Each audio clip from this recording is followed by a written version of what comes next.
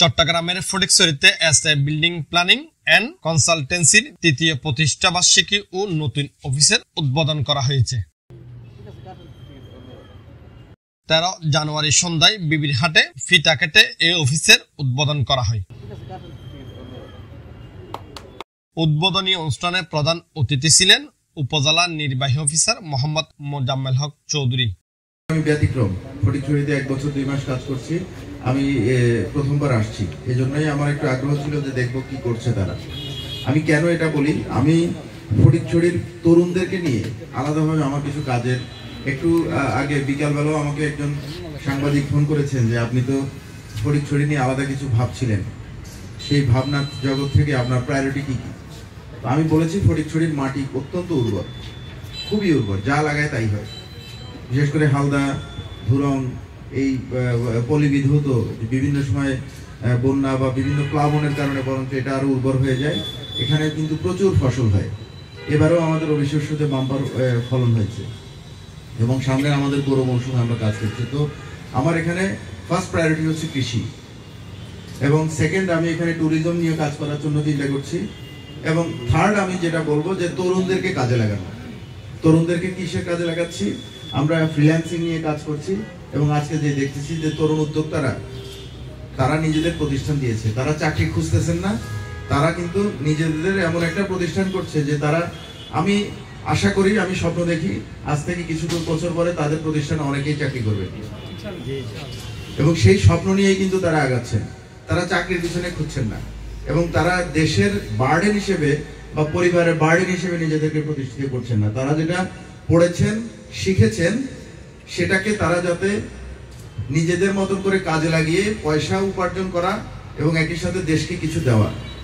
দেশকে কিছু দেওয়া কোন উদ্দেশ্যে?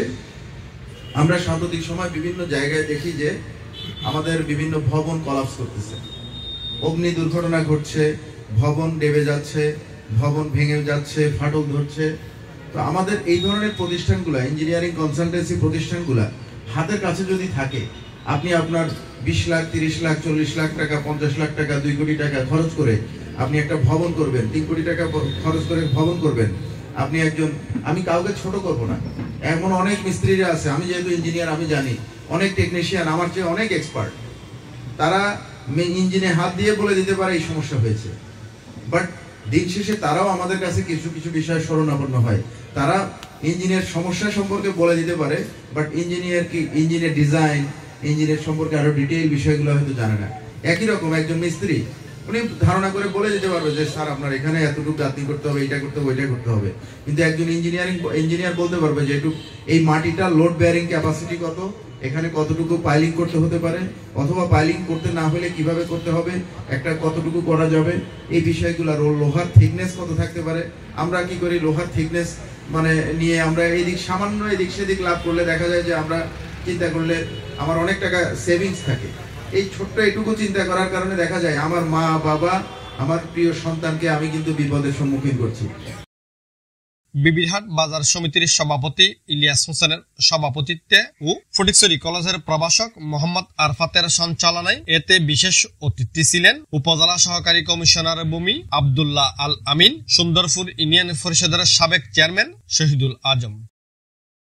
অনুষ্ঠানে বক্তব্য রাখেন প্রতিষ্ঠানের পরিচালক ইঞ্জিনিয়ার মোহাম্মদ আরমান হুসাইন বাবু, ইঞ্জিনিয়ার ইনজামুল হক শাহিন সহ এলাকার গণ্যমান্য ব্যক্তিবর্গ।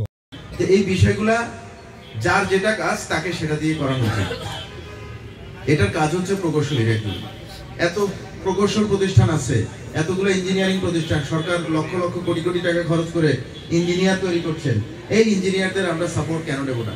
খুব কম পয়সা, এমন না যে খুব বড় পয়সা লাগবে। আমার এখানে একজন ইঞ্জিনিয়ার থেকে ডিজাইনটা নিয়ে নেওয়া এবং তাকে সাপোর্ট হিসেবে রাখা, যে আমার সঠিক সময়ে আমি ছাদ ঢালাইয়ের জন্য সব ঠিকঠাক করেছি, আমার এটা সঠিক নিয়ম মোতাবেক হচ্ছে কিনা ঢালাইটা।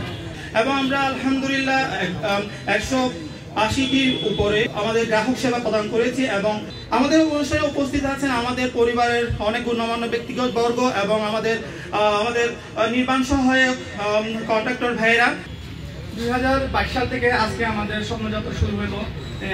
আজকে পর্যন্ত আমাদের স্বপ্নযাত্রা এই পর্যন্ত আলহামদুলিল্লাহ আমরা সফলতার সাথে এগিয়ে নিয়ে এসেছি।